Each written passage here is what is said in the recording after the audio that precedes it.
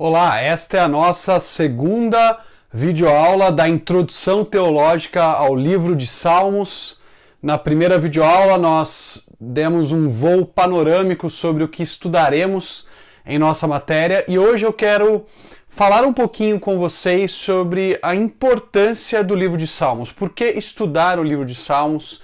Por que mergulharmos nessa obra da Escritura Sagrada e sermos então desafiados a amar o Senhor, a buscar o Senhor, a louvar o Senhor, a clamar ao Senhor, como nós vemos os salmistas fazendo, como nós vemos homens e mulheres do passado buscando ao Senhor e muitas vezes usando o livro de Salmos como o seu ponto de partida, como a sua inspiração, como a base da sua oração ou do seu louvor ao Senhor. Jerônimo, o importante tradutor da Vulgata Latina, ele dizia que quando esteve na Palestina, as pessoas cantavam e oravam os salmos com muita frequência. No slide que vocês têm projetado aí, Jerônimo compartilha o seu testemunho sobre a importância do livro de Salmos para as pessoas da Palestina durante a sua época. Ele diz: os salmos eram constantemente ouvidos nos campos e vinhedos da Palestina. O arador, à medida que arava, cantava o aleluia, e o ceifeiro, o vinhateiro e o pastor cantavam alguma parte dos salmos de Davi, onde os prados ficavam coloridos de flores e os pássaros faziam seus lamentos, os salmos soavam ainda mais suavemente. Jerônimo compartilha conosco aqui um pouco do dia a dia dos trabalhadores na Palestina. E é muito importante que nesse dia a dia o livro de Salmos esteja presente. As pessoas estão cantando salmos, as pessoas estão orando salmos. Essa referência que ele faz aqui ao arador cantando o aleluia é provavelmente uma referência ao chamado Hallel final. Os últimos salmos, dos salmos 146 até o 150, eles fazem parte do Hallel final, e esses salmos eles eram lidos, orados nas sinagogas durante as suas reuniões matinais, durante as suas reuniões que ocorriam pela manhã. Geralmente se lia esses salmos que vão do 146 até os 150. Então, os salmos estavam entranhados na vida dos judeus daquela época, na vida dos judeus da antiguidade, de tal modo que Jerônimo, esse importante tradutor da Vulgata Latina, que viveu um bom tempo na Palestina, inclusive cultivando uma vida ascética, ele percebia, ele contemplava as pessoas trabalhando e cantando os salmos. Os salmos não era apenas algo que fazia parte da liturgia do culto judaico, mas era algo que as pessoas levavam consigo para a sua rotina, para o seu trabalho, para a sua vida familiar. E essa importância do livro dos Salmos no judaísmo antigo certamente influenciou os cristãos da antiguidade. Não é à toa que, por exemplo, quando nós chegamos no livro de Atos e encontramos uma das primeiras orações dos cristãos da igreja de Jerusalém, essa oração está repleta de textos do livro de Salmos. Pelo menos 2 salmos nós encontramos nessa oração. Pedro e João haviam sido ameaçados pelos líderes de Jerusalém para que não mais proclamassem Jesus, para que não mais anunciassem Jesus como sendo Cristo, como sendo Messias. Eles chegam, compartilham com a igreja as ameaças que receberam. E o que nós vemos a igreja fazendo assim que recebe essas notícias? A igreja se dispõe a orar, mas a oração que a igreja faz é dominada, é guiada, é dirigida pelo livro de Salmos. Veja, Atos capítulo 4, eu vou ler os trechos de 24 a 29 que você tem projetado aí. Diz assim: ouvindo isso, levantaram juntos a voz a Deus, dizendo: ó soberano, tu fizeste o céu, a terra, o mar e tudo o que neles há.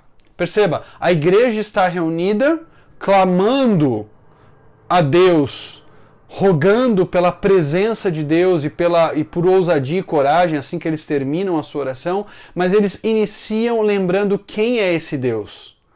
E para lembrarem-se de quem é esse Deus, eles introduzem a sua oração com o Salmo de número 146, versículo 6. Eles recitam esse salmo, eles vão orar com base nesse salmo. Esse salmo é que vai guiar, que vai orientar aquilo que eles dirão a Deus. E eles continuam dizendo o seguinte na sua oração: Tu falaste pelo Espírito Santo por boca do teu servo, nosso pai Davi. Por que se enfurecem as nações e os povos conspiram em vão?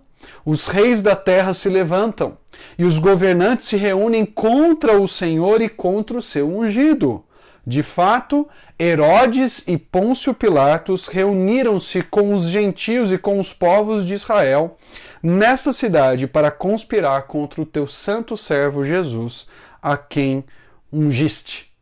Então, eles continuam a sua oração e eles dão sequência a ela recitando o Salmo de número 2. Salmo 2, versículos 1 e 2 é citado aqui nessa oração, e então aplicado àquilo que eles estavam passando, ao que eles estavam experimentando. Eles usam o Salmo 2 para lembrar a Deus, para colocar diante de Deus essa condição de oposição que o Senhor Jesus passou. Fosse dos próprios judeus, fosse dos gentios, de Pilatos, do Império Romano. Eles se identificam com o Salmo 2, com essa revolta das nações contra o ungido do Senhor, que é visto aqui como o próprio Cristo Jesus. Então, o Salmo 146 e o Salmo 2 vão guiar, vão nortear a oração da igreja antiga.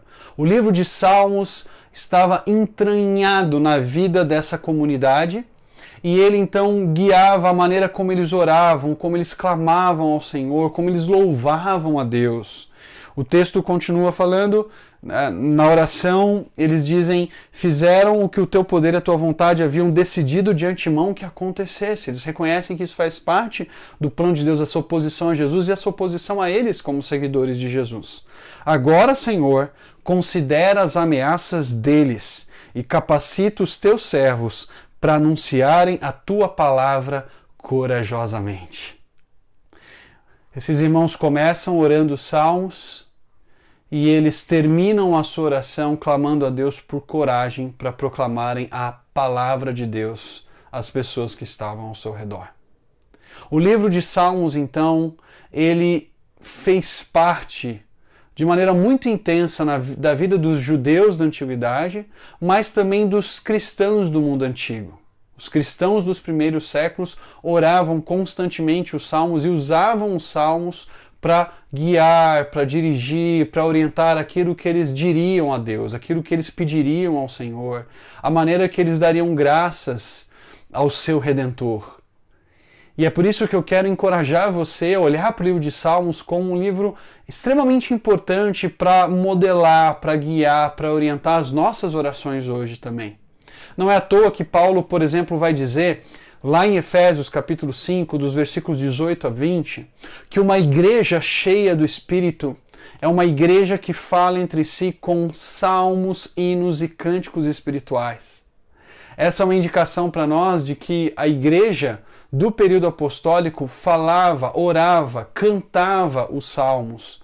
E eles então orientavam o modo como esse povo do Senhor se dirigia a Deus tantos séculos depois que os primeiros salmos foram escritos, ou alguns séculos depois que os últimos salmos canônicos, aqueles salmos que nós temos registrados, haviam sido escritos. Atanásio de Alexandria, um importante defensor da ortodoxia cristã, que viveu e atuou especialmente ali no quarto século, no começo do quarto século, ele dizia o seguinte: a maior parte das escrituras fala a nós, os salmos falam por nós. A maior parte das Escrituras fala a nós, é Deus se dirigindo, é Deus falando conosco. Pense, por exemplo, na revelação do Sinai, Deus lá do monte falando com Israel por meio de Moisés e trazendo a sua revelação. Pensem nos profetas anunciando a mensagem ao povo. Pensem nos apóstolos proclamando a revelação de Deus. A maior parte das Escrituras é Deus falando a nós. Mas o livro de Salmos fala por nós. É como se Deus nos ajudasse a orar. É como se Deus conduzisse a nossa oração e esse mesmo Deus falando conosco nos leva a falar com Ele da maneira apropriada, da maneira adequada. O livro de Salmos, então, é extremamente importante para a espiritualidade do povo de Deus.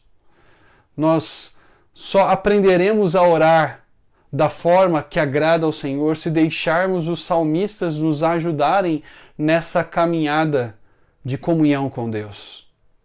O nosso louvor, ele só será agradável se ele for modelado pelas Escrituras.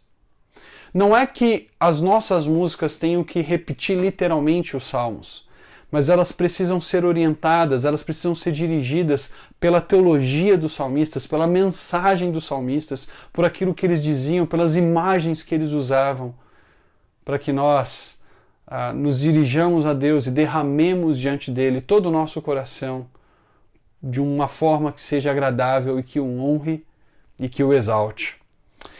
Martinho Lutero, importante reformador, protestante, aquele que deu o pontapé no processo da reforma, ele disse o seguinte: nos Salmos olhamos para o coração de todos os santos e temos a impressão de contemplar belos jardins de prazer, em direção ao próprio céu, onde brotam doces, refrescantes e alegres flores de pensamentos sagrados e felizes sobre Deus e todos os seus benefícios.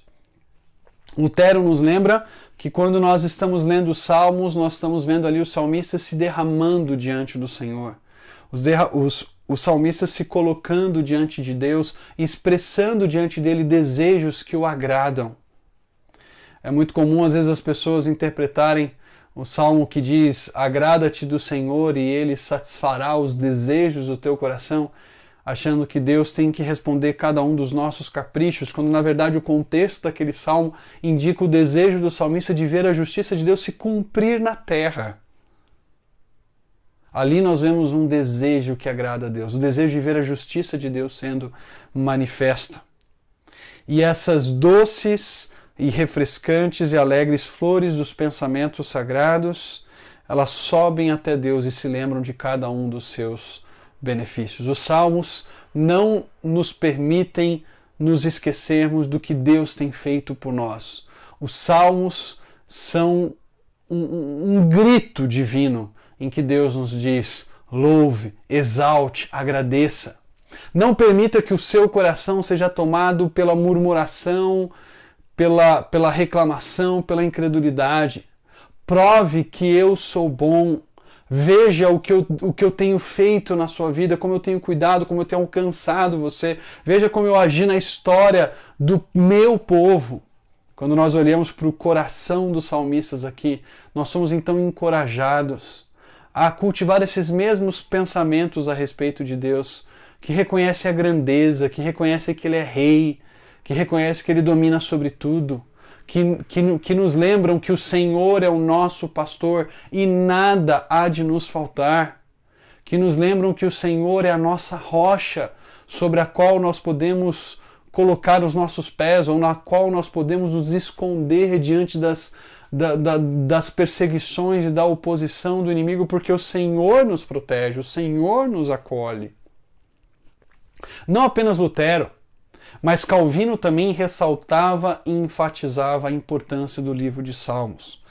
Calvino, nessa observação que vocês têm projetada aí, dizia o seguinte: tenho por costume denominar este livro, e creio não de forma incorreta, de uma anatomia de todas as partes da alma, pois não há sequer uma emoção da qual alguém porventura tenha participado que não esteja aí representada. como se fosse um espelho, diz Calvino. Ou melhor, o Espírito Santo aqui extirpa todas as tristezas, as dores, os temores, as dúvidas, as expectativas, as preocupações, as perplexidades, enfim, todas as emoções perturbadas com que a mente humana se agita. Invocar a Deus é um dos principais meios de garantir a nossa segurança. E a melhor e mais inerrante regra para guiar-nos nesse exercício não pode ser encontrado em outra parte, senão nos Salmos. Veja como Calvino descreve o livro de Salmos. Veja as imagens que ele usa aqui. Calvino diz que o livro de Salmos é a anatomia de todas as partes da alma. É como se o livro de Salmos, então, dissecasse, nos apresentasse todos os sentimentos que passam pela alma humana, e ele cita vários deles na sequência, quando ele fala de dúvidas, temores, dores, expectativas, preocupações, perplexidades. A gente poderia incluir aqui alegrias, inspiração, gratidão. Tudo isso está sendo expresso, apresentado para nós no livro de Salmos, e não há sentimento humano que fuja desse livro, que fuja das orações e dos louvores, das petições e das ações de graças que nós encontramos nesse livro. É por isso que Calvino, além de falar que o livro de Salmos é a anatomia de todas as partes da alma, também vai descrever o livro de Salmos como esse espelho diante do qual nós nos colocamos e muitas vezes nos encontramos ali. Nós podemos nos identificar com os salmistas quando eles clamam: até quando, Senhor, até quando? Nós podemos nos identificar com os fiéis quando eles oram: Senhor, os meus inimigos me cercam, cães me cercam, e eles querem me devorar. Quantas vezes você não passou por situações de oposição, de dificuldade, de dor? Quantas vezes você não se viu em momentos de aflição, talvez problemas de saúde, em que você, orando a Deus, dizia: até quando, Senhor? Arranca isso de mim. Senhor, livra-me disso. Senhor, traz alívio para minha alma, eu não aguento mais de tanto gemer. O salmista do Salmo 102 fala que de tanto gemer, o seu choro vinha sendo o seu alimento noite e dia, e ele era como um passarinho solitário em cima do telhado. Veja, os salmistas então nos ensinam que é legítimo expressar os nossos sentimentos diante de Deus. E nós encontramos então nos Salmos orações e canções para todos os momentos da nossa vida. Não há estação da vida que não esteja coberta, que não seja abrangida pelas orações e canções que os salmistas escreveram. É por isso que Calvino vai dizer: olha, se você quer um guia seguro para orar, para se dirigir a Deus, seja para explodir de louvor, no momento de gratidão por algo que Deus fez tão maravilhoso na sua vida, seja para se derramar, chorar diante de Deus, o livro de Salmos é o nosso guia seguro. O livro de Salmos nos traz orações inspiradas. Não tem como errar quando nós oramos o livro de Salmos. E aí Calvino então vai nos lembrar de dois aspectos importantes que o livro de Salmos enfatiza.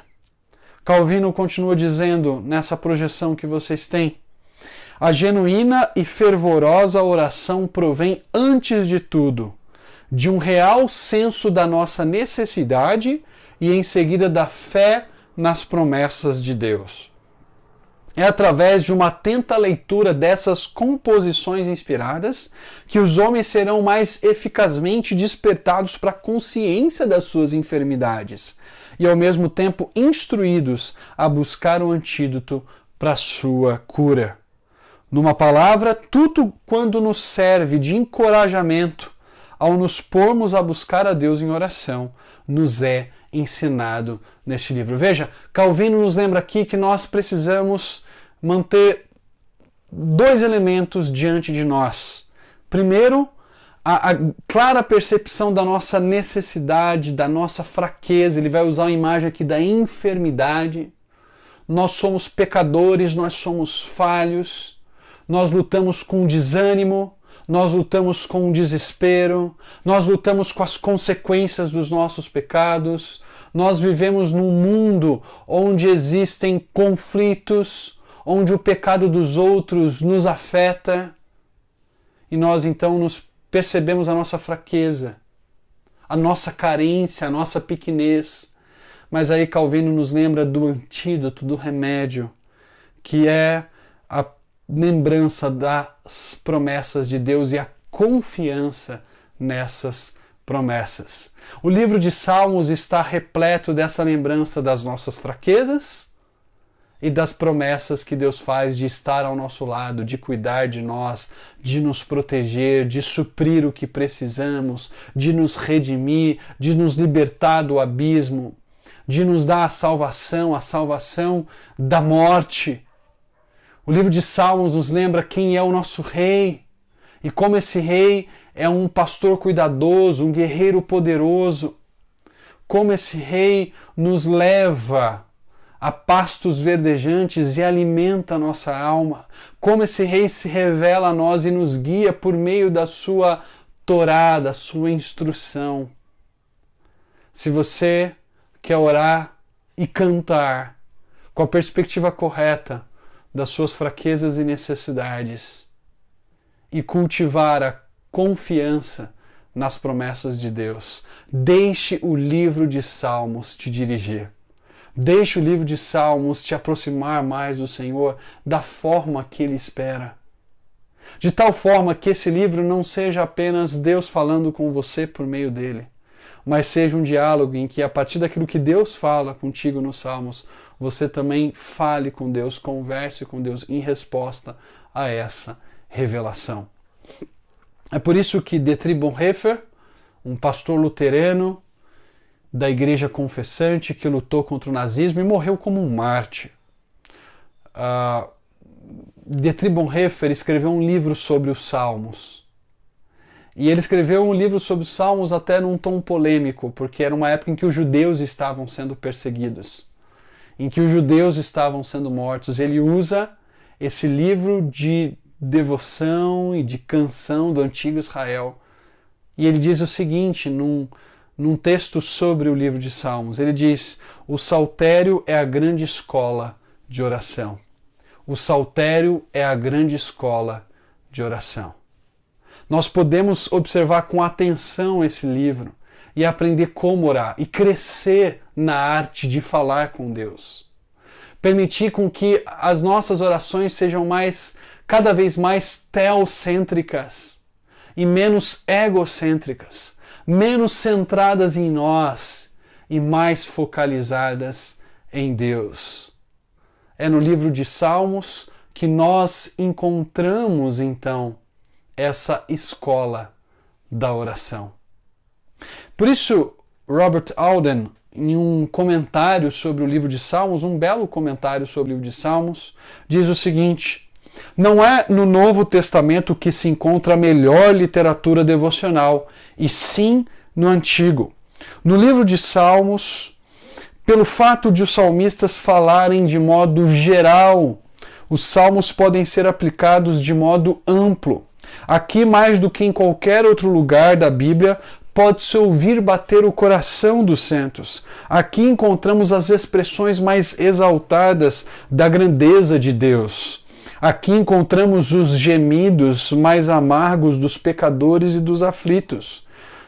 No livro de Salmos encontramos algo para qualquer pessoa, seja qual for o seu estado de espírito. Em consonância com aquilo que nós vimos pais da igreja dizerem, reformadores dizerem, um pastor luterano do período da Segunda Guerra dizer, Robert Alden nos lembra que é no livro de Salmos que nós encontramos a literatura devocional. Ali nós vemos o coração dos salmistas derramado diante de Deus. E ali no livro de Salmos, então, nós vemos esse coração batendo com toda a sua força.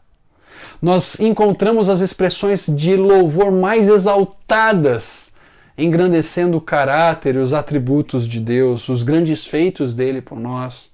Nós encontramos também ali os gemidos mais amargos dos pecadores e dos aflitos. Você está passando por dificuldade e não sabe o que orar? Abra no livro de Salmos e deixe ele te guiar. Você quer expressar louvor a Deus e precisa de uma direção do que falar a Ele, de como enfatizar a grandeza de Deus. Abra o livro de Salmos. Abra nos grandes Haleis, ou Halel, são vários Halel que aparecem no livro de Salmos. O Halel final, que vai ali do Salmo 146 ao 150. O Halel que era celebrado na Páscoa, que era cantado na Páscoa, o Salmo 113 até o 118. Vários salmos falam do reinado de Deus, o Salmo 93 até o 99. Você tem ali orações que podem guiá-lo e dirigi-lo. E aqui eu quero lembrar você de algo que Herbert Lassor e Bush disseram, algo muito importante. Eles diziam o seguinte: quando abraçamos salmos, juntamo-nos a um amplo grupo de pessoas que por quase 30 séculos têm fundamentado os seus louvores e orações nessas palavras antigas.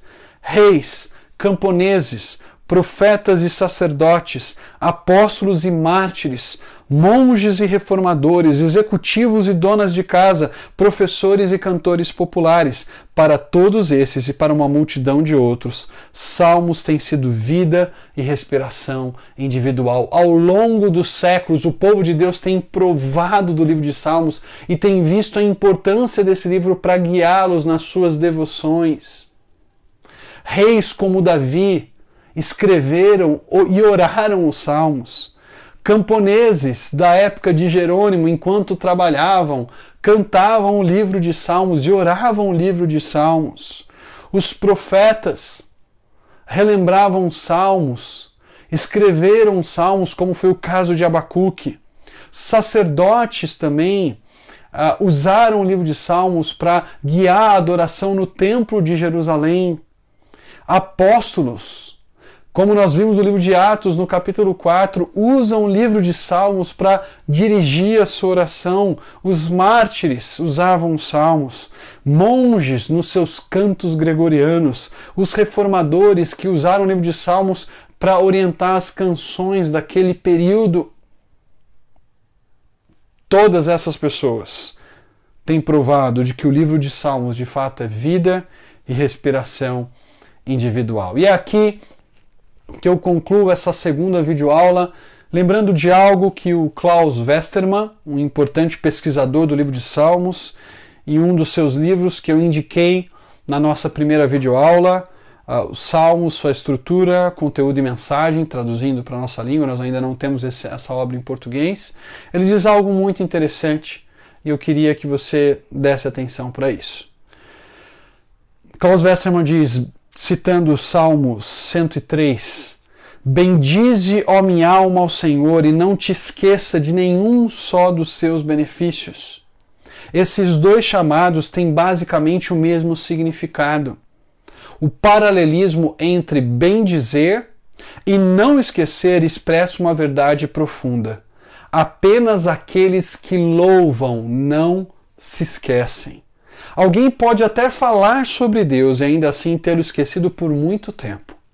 O indivíduo pode refletir sobre a natureza de Deus e desde então esquecê-lo. O esquecimento e o afastamento de Deus sempre começam quando o louvor é silenciado. O segredo do louvor é o poder que ele tem para nos ligar a Deus. Por meio do louvor, o indivíduo permanece com Deus. E esse poder do louvor que nos liga a Deus é o que move o chamado do Salmo 103 através dos séculos até aqueles que vivem em nossos dias. Klaus Westermann está dizendo, se você não quer se esquecer de Deus, louve esse Deus. Bendize, louve, ó minha alma, ao Senhor, e não te esqueça de nenhum dos seus benefícios. Não basta você discutir numa argumentação metafísica as provas da existência de Deus. Não basta você talvez fazer uma pesquisa histórica sobre o conceito de Deus. É necessário que você se envolva com Ele. E somente enquanto você louvá-lo e reconhecê-lo como o Senhor da sua vida, é que você jamais se esquecerá desse Deus que o livro de Salmos nos apresenta. Quem louva, jamais esquece. Quem louva, mantém os seus olhos fixos no Deus que é digno do nosso clamor mais profundo e do nosso louvor mais exaltado. Aguardo você na nossa próxima videoaula.